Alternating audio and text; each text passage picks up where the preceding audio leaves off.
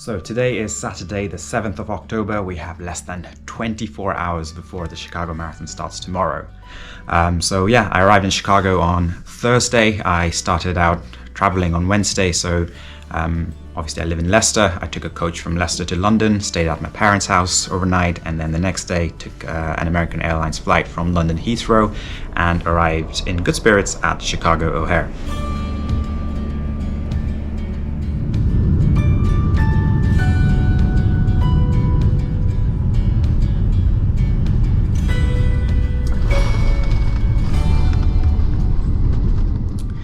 The weather's been quite good since I've arrived in Chicago. The first day was a little bit warm, but the temperatures for the marathon is supposed to be around 10 to 15 degrees, which is just perfect running conditions, not a lot of heat, some cloud cover throughout, so it should be a really good race tomorrow.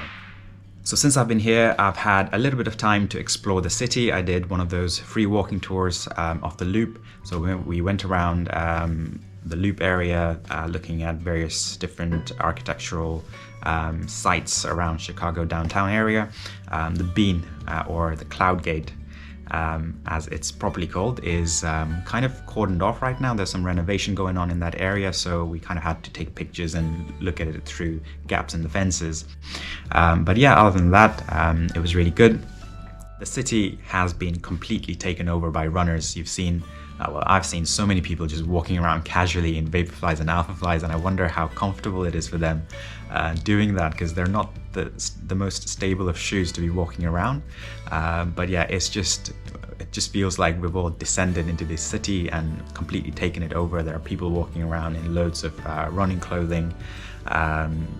There are Boston Marathon jackets and Berlin Marathon jackets, which obviously happened quite recently. So it's all really fun to see. I've already met loads of runners. The walking tour yesterday, I met a runner from Berlin, and so we got to talking, had lunch together, and we also went to the Expo. It was my first Marathon Major Expo. I've run London Marathon before, but I was working the days immediately before the marathon, so I had to send my wife to pick up my packet for the race. This was my first Marathon Major Expo. And I think it was run perfectly. Like, you could spend hours there if you wanted to, but the essentials you could get done within almost 20 minutes. So we went in, and very little queue for security, got past security really quickly, and then you scan your QR code and then you pick up your packet. You've got your bib, and then you go into the main exhibition area, and right at the back you pick up this t-shirt, which I think is probably the best design they've come up with for this marathon. Some of the other designs from Nike has been quite underwhelming. I feel like Under Armour had a few decent things, but I've literally got no room in my luggage, so I ended up not buying anything, which is fine, because there was literally nothing that I needed.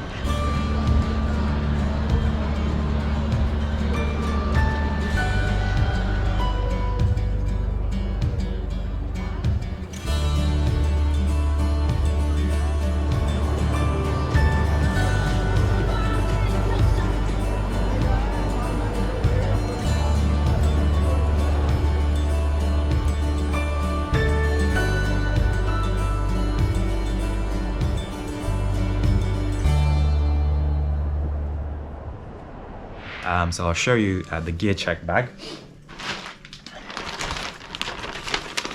So it's kind of like a clear plastic bag,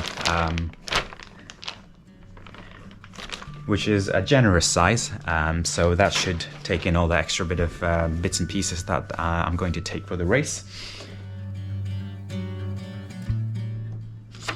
That's my bib for the marathon tomorrow, which obviously has a chip in it.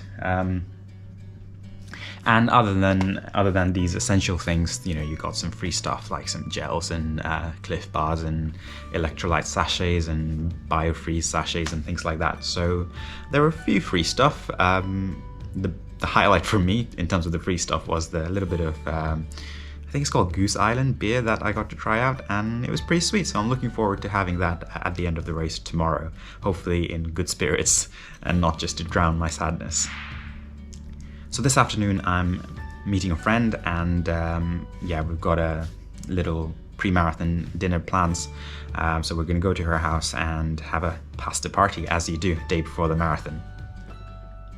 In terms of training, I think the training block has gone well for me. I've been happy with what I've done. I've averaged about 28 miles per week in the last 16 weeks, so that's including all the taper weeks as well. The longest long run I've done is about 19 miles, which was just over 3 hours, and that was all, perfectly according to plan. I've also incorporated some strength training, and that has helped in terms of my 5K performance and endurance and just general overall fitness. So yeah, definitely recommend incorporating strength training into not just your marathon training, but it should just be considered a part of your running training. Unfortunately, the strength training hasn't been regular as I would have liked in the last sort of 2 months. Life got in the way, so we were moving houses and I was having to pack boxes and unpack boxes and rearrange everything. So yeah, didn't get that much time for it, and obviously that's when the marathon training mileage was picking up as well. So yeah, just didn't have time to do as much strength training as I would have liked, and I was only doing like 40 minutes or 45 minute sessions per week. But yeah, even that kind of fell through in the last 3 or 4 weeks.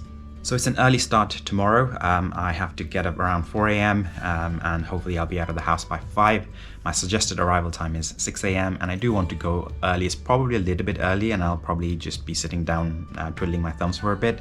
But obviously it's not a race I've done before, and I want to get there early and make sure that I've taken all the sights and take some videos as well. I am planning to run even splits. In all the marathons I've done, I've tried to run even splits. It's ended up being a positive split most of the time, but hopefully I'll be able to stick with this. So what I'm going to do is I'm going to run 3-minute 30-second miles, which is maybe a little bit too fast for me, but what I will do is I will take some walking breaks. So what I'll do is every 3 miles or so at a aid station, I'm just going to walk through it, make sure I get all my fluids in, and then I'm going to start going again. So I'll probably stop about 8 times in the whole race. These are all going to be planned stops, like I said, at aid stations, and just make sure I take about 30-45 second, max 1 minute walking breaks, and then go again for another 3 miles.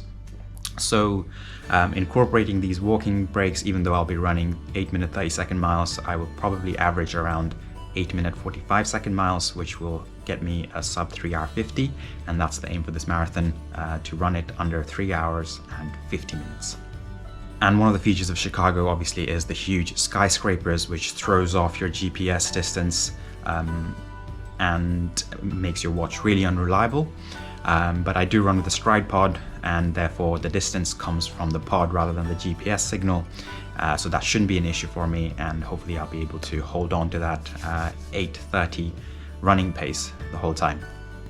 I haven't really signed up with a pacer. I'm not a huge fan of running with pacers because it obviously pacing groups form huge crowds, and I guess that's the draw, that you're running with other people and benefiting from the protection from the draft and the herd mentality and matching the pacer stride by stride and not thinking about anything.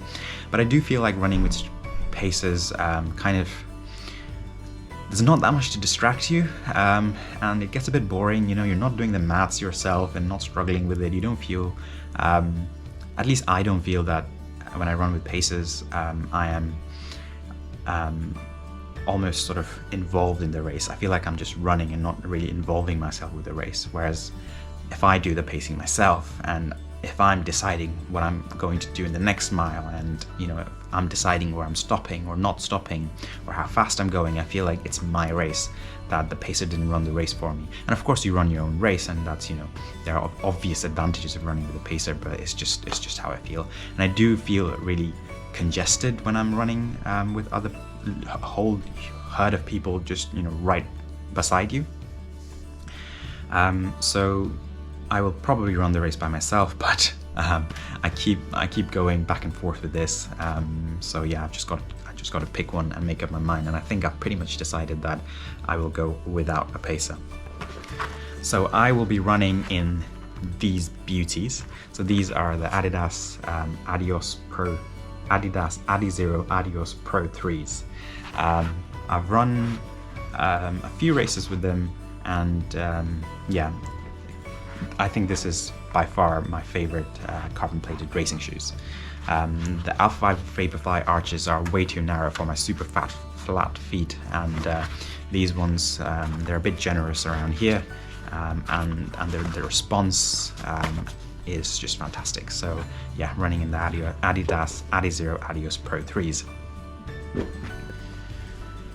I've got a matching race singlet for this, so here it is. I'll put my name on it as well. Always a good idea in majors, people shouting out your names.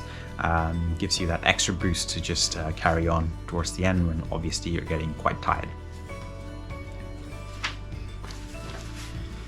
It's going to be a cold one, so I'll be wearing some arm warmers, and hopefully once I'll start warming up, it's just easy to just take them off and slip them in your flip belt.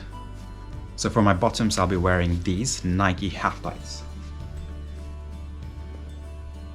I really like these half tights mainly because it's got these pockets around here. So there's a big pocket with a zip at the back where your phone can go in, and then all these extra pockets which can hold some small gels and the bits and pieces like salt tablets. I'll be taking some salt tablets as well, so all of that can fit in there, and the flip belt will just take the big cis gels.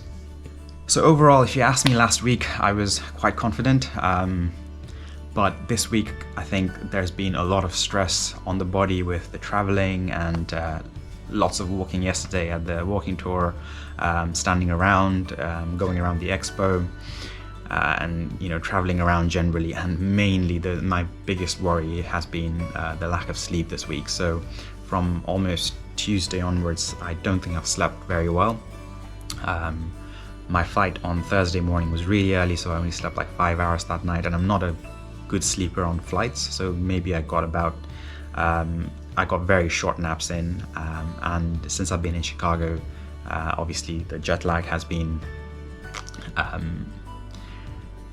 huge factor, and even when I have slept, I felt like I've definitely woken up so many times, and I don't think I've slept for like a solid 6-7 hours straight for the best part of a week now. So the sleep is something that is definitely at the back of my mind there, making me think how well tomorrow's going to go. I'm going to try and take a nap this afternoon, and hopefully I'll be able to get some good amounts of sleep for the nap. I know that I'm just not going to sleep very well tonight. It's just pre-marathon. You never sleep very well with all the excitement and adrenaline in your body. So yeah, that's definitely a factor. But on the bright side, the weather forecast is cool, and with plenty of cloud cover, so the weather shouldn't be a factor. And as far as race courses go, Chicago is definitely one of the flattest and the fastest marathons. So that will be something that should help the running times. So yeah, overall, very excited. My first marathon in America, my second star. 4 weeks later, I'm running the New York City Marathon, so I don't want to go super all out on this as well. I'm hoping I will finish the race with just about enough in the tank to help me recover in the next few weeks. I've got a lot of traveling to do in the next few weeks as well, so after the race I'm going to see my friend in Denver, and then after that I'm flying out to the West Coast, and we're going to do a road trip in West Coast, starting from Seattle down to San Diego, traveling to Las Vegas after that, and then Dallas, Washington DC, and then finally in New York, where the New York City Marathon is now only 4 weeks away. So those are my thoughts before Chicago Marathon 2023, and I hope I'll be able to put in a strong performance tomorrow. I hope I finish happy and healthy without an injury, and I will see you guys tomorrow.